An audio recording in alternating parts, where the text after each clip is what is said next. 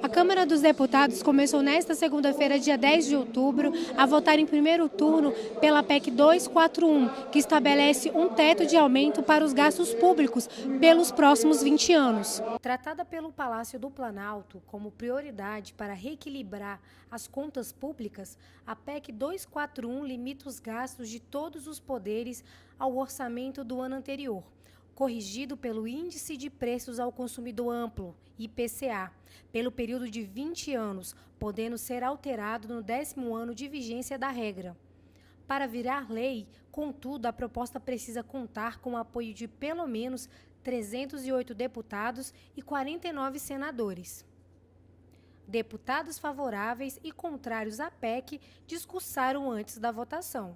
O poder não vai poder dar reajuste, plano de carreira, fazer concurso, aumentar a cota de auxílio residência. Isso vai valer para o magistrado, para o deputado, para o executivo, para o legislativo, para o poder do Ministério Público, para o poder judiciário. Então, enquanto ele não sair do erro, ele não pode fazer nada disso. E aí que está. Eles viram e mais. Vai haver corresponsabilidade entre os órgãos de um poder. Se a Justiça do Trabalho, que está no órgão do Poder Judiciário, descumprir, contamina os outros órgãos do Poder Judiciário. Enquanto pecar, o quanto ficar doente não sai do hospital. E essa foi a reação. Todos têm que cooperar. Mesmo as corporações opulentas, egoístas, desse momento, esta crise está pegando os pobres, os assalariados, os empresários que empregam, diminui a qualidade dos serviços públicos. Uma corrida para votar essa PEC e colocar em plenário. O debate, de fato, com a sociedade, as audiências públicas foram muito poucas no meio de uma eleição municipal, ou seja, os deputados não participaram, a sociedade muito pouco.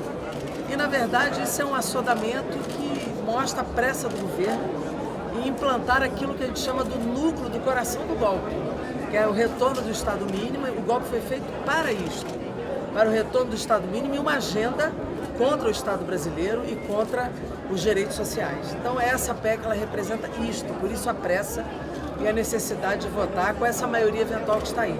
Eu fico me perguntando como é que os deputados dormem depois de votar uma coisa dessa, que exclui tanta gente com argumentos falsos, parte de uma base falsa, de uma análise econômica falsa, de um resultado perspectivo de prospectado absolutamente falso também.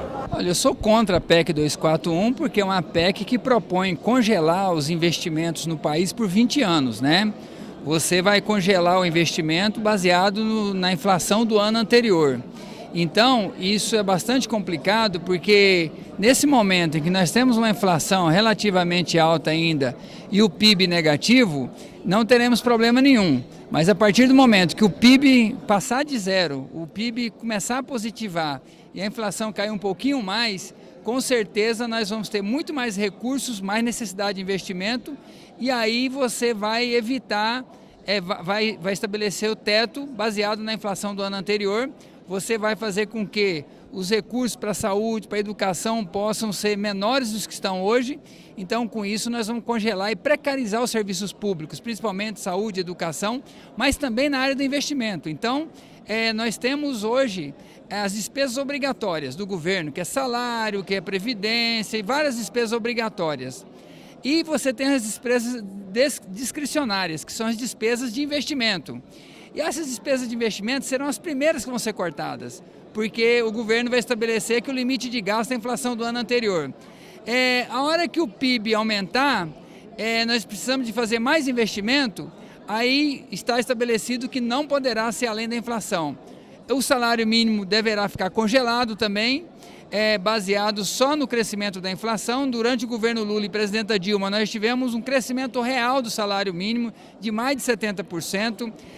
Os gastos com a saúde e com a educação, que na nossa opinião é investimento, eles foram muito superiores à inflação no governo do presidente Lula e na presidenta Dilma. Só do presidente Lula, nos últimos 10 anos, aliás, se nós formos levantar os gastos acima da inflação, Na saúde, ultrapassou a 30 bilhões nos últimos 10 anos, acima da inflação. E na educação ultrapassou a 60 bilhões de investimento acima da inflação. Então, tanto a saúde quanto a educação tiveram investimentos bem acima da inflação. Nesses últimos 10 anos, 30 bilhões acima da inflação na saúde e 60 bilhões acima da inflação na educação. O salário mínimo teve um aumento real de 70% acima da inflação desde o governo Lula até o governo da presidenta Dilma.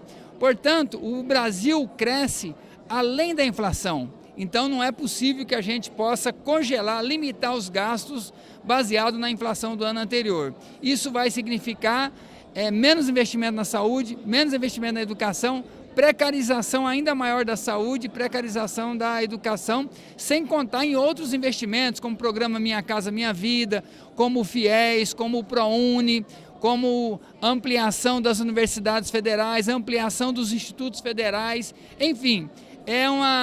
A gente não tem dúvida nenhuma que nesse próximo período, nos próximos anos, nós haveremos a persistir a PEC 241, que nós haveremos uma redução significativa de investimentos e nas áreas prioritárias desse país.